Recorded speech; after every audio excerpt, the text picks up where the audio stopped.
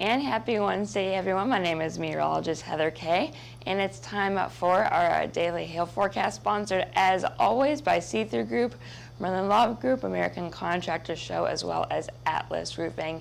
Thank you guys for sponsoring our videos. So we do have a risk for some severe weather today from parts of western Texas up into Kansas. We'll take a look at what areas we'll be watching in just a few minutes.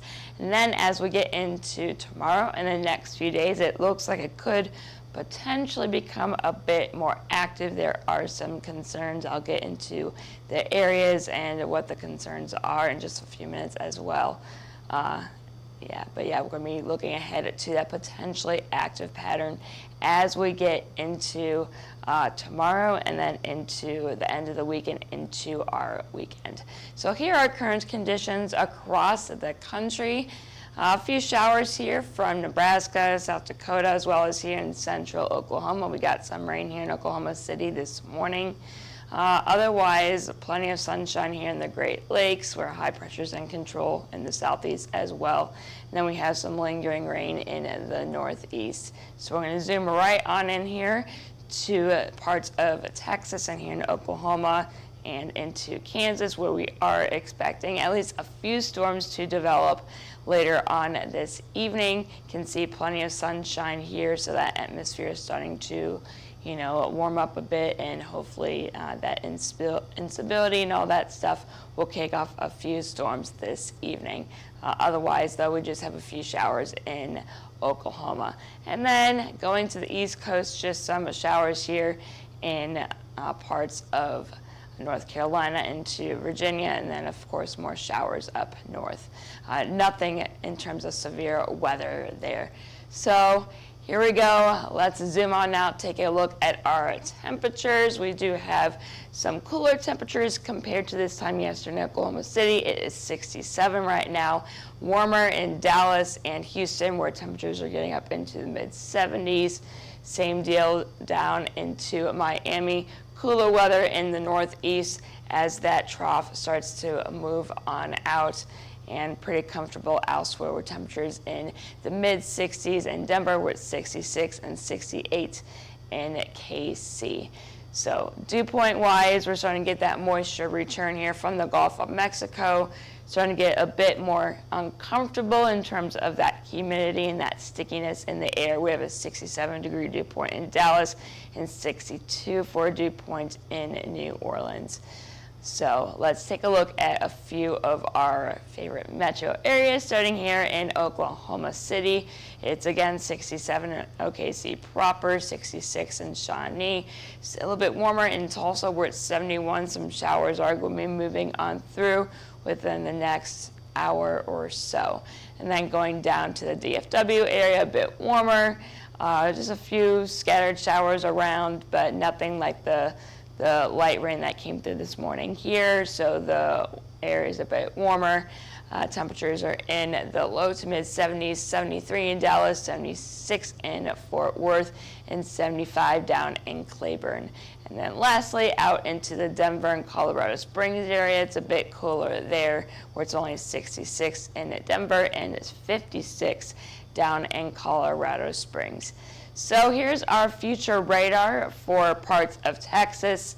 You can see for the rest of this early afternoon into early evening hours, we should be relatively dry. This is stopping at 5 p.m. Central.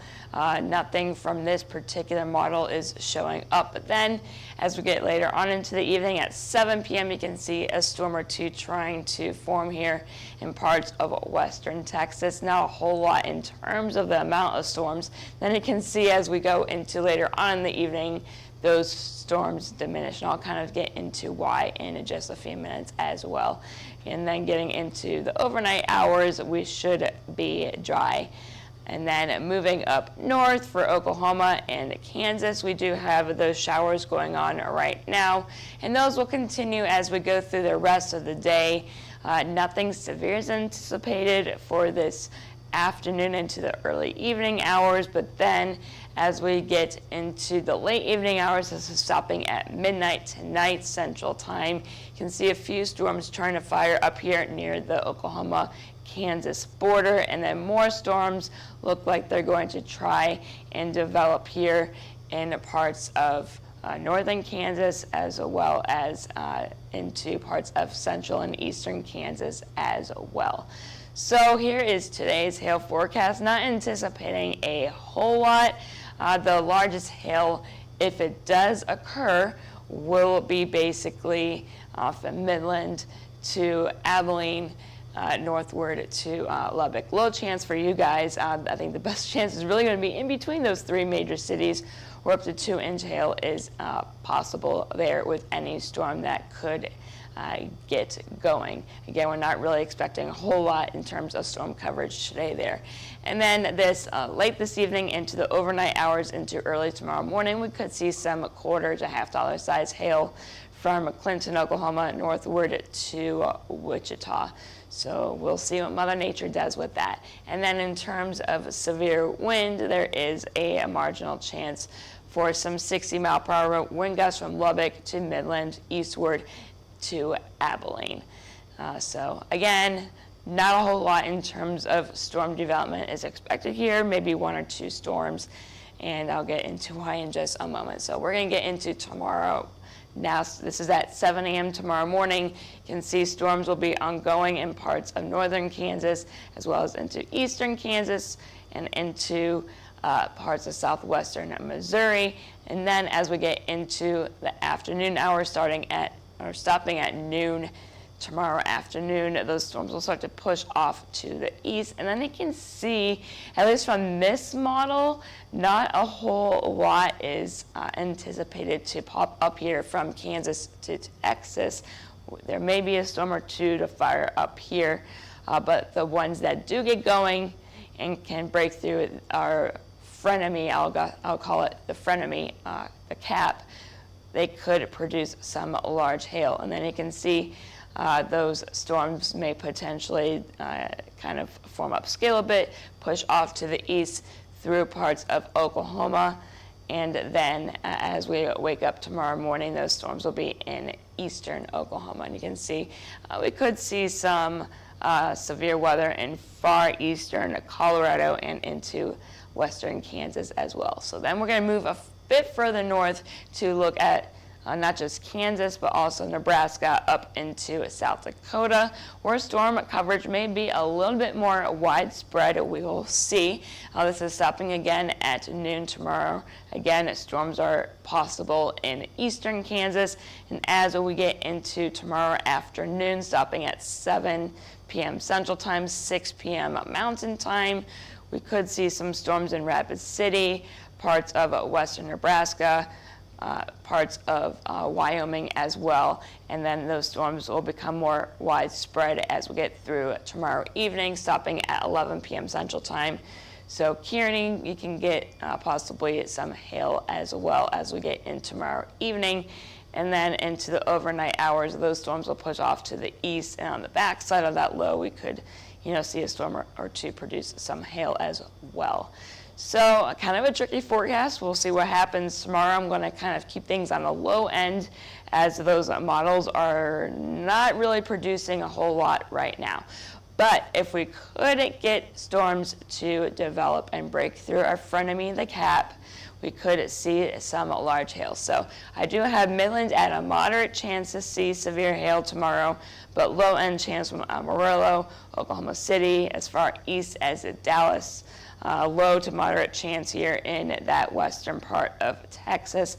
And then moving further on north, low end chance for Wichita, a moderate chance to see some large hail in Hays, Kansas, as well as Kearney, and then a low end chance to see up to $0.25 to $half size hail in Rapid City. So again, I'm keeping things low right now. We'll see what tomorrow brings. In terms of the wind, same areas, and I'm keeping everything low to moderate right now as well with this. Midland, Amarillo, eastward to Dallas, low end chance for you guys. Oklahoma City, I'm keeping you guys low right now. It may be more of a moderate chance as we get into tomorrow. We're still 24 hours out, so we'll see what happens. Hays up to Kearney, Rapid City, you guys have a chance to see those 60-mile-per-hour wind gusts as well. So I mentioned in front of me the cap, so I thought I would explain a little bit what that is. So cap is basically a layer of warm air in the middle part of our atmosphere. For storms to develop, we need that warm air at the surface to rise, and it needs to be warmer than the atmosphere itself. Otherwise, if it hits that layer of warmer air, that air is just going to come right back down. So basically, when there's a cap in place and it's really strong, that air is not going to be able to rise and produce any storms. So that is going to be around tomorrow. We'll see how strong that cap is. Then basically, when there isn't a cap, we have that really strong surface heating, and if it's a really weak cap where there's nothing in place, that air will just continue to go on up. The air will be warmer than the atmosphere and the environment itself, so the air will continue to rise, and then we get storms. So we'll see what that cap does as we get through today into tomorrow. Now, taking a look at our jet stream, we do have a little bit of that disturbance here in western Texas and into Kansas. You can see a little bit of that wiggle here in the flow. That will be the little disturbance that we'll be watching today. Then as we get into tomorrow, we start to see that first stronger trough moving on through. So not only will we be having a fun time with the cap, there may also be issues with the timing of this, because as we get into tomorrow night and into the overnight hours into a Friday, you can see it starts to strengthen quite a bit. So this is at 3:30 a.m. on Friday. Timing, cap, this is basically the same issue that we may be dealing with compared to a week or two ago. That it's all about timing and the ingredients coming together at just the right time. So we'll see what happens with this system. Friday, those chances move off to the northeast, and then as we get into Saturday, that second trough moves on through, and it does look a bit, more intense, and the timing, we'll see, what happens with this one. And then that one will start to push off to the northeast, and those chances for storms will push off to the northeast as well as we get into our Sunday. In terms of our dew points, we're going to have plenty of moisture, you guys. We're going to have plenty of moisture and plenty of instability. You can see getting into tomorrow, those darker greens, that indicates, higher dew points, therefore more moisture in the atmosphere. As we get into our Friday, you can see that dry line pushes off to the east, and then that second system moves on in, more moisture moves in with it, and basically the same deal as we get into our Sunday. So again, that moisture is going to be there, and then in terms of our instability, that's going to be there too. So we do have some instability today here in Texas, but again, that cap is going to be in place and it looks relatively strong. So a storm or two is possible, but we're not expecting a whole lot in terms of coverage. As we get into tomorrow, you can see more instability is going to be setting up. Again, there could be a timing issue with that first trough tapping into this instability and moisture, so that's something that we need to watch very carefully. And as we get into Friday morning, that instability will drop because it'll be nighttime, but there'll still be some there. So there may be a risk as we get into the overnight hours tomorrow into Friday morning. And then into Friday, that trough moves off to the east a bit. The instability will be in eastern Oklahoma, parts of Texas, and northward into Iowa. And then that second trough will move on through, and you can see that instability really increases as we get into Saturday. So, we got to focus on this first system first, and then look into that second one more, because, the first one will kind of, depend on what that second one will do. But lots of instability possible on our Saturday, and then getting into Sunday, it pushes off to the east as that system pushes off. And then Monday, it looks like stuff will start to retreat a bit, but as it is expected to come back up in the beginning of next week. But the focus right now will be for the next few days. This is for Friday. You can see a pretty large area here from southern Minnesota, Iowa, all the way down to Texas, including the Dallas area, maybe as far west as Oklahoma City. I think it's going to be mostly in the morning for us then. And then as we get into Saturday, we reset. That second trough moves on in, and that risk will basically be present from Wisconsin all the way down to some of the same areas, Iowa, parts of western Missouri, Kansas, here in Oklahoma City, all the way down to Dallas. And then getting into our Sunday pushes off to the east a little bit, and we could see some severe weather. Maybe as it looks like it may stay just to the west of Chicago. We'll keep an eye on you guys for Sunday. But Illinois, Missouri, Arkansas, eastern Oklahoma, down to even Dallas again. So I know it's a mouthful, not expecting a whole lot, today, but tomorrow could be interesting. Friday through Sunday, it looks like it could be a bit more active. Make sure that if you haven't already, you follow us on X, Twitter, whatever the heck you want to call it, Facebook, Instagram, YouTube, as well as our TikTok page. Make sure you hit See First on Facebook so you don't miss any of our live videos. You can scan that QR code above to get a demo set up to learn more about our products and how hopefully we can help you. And if you have any questions or concerns, you can call us at 855-334-4245. You can email us at info@hailtrace.com and check out our website at www.hailtrace.com. And I am meteorologist Heather Kay. I hope you all have a great rest of your Wednesday.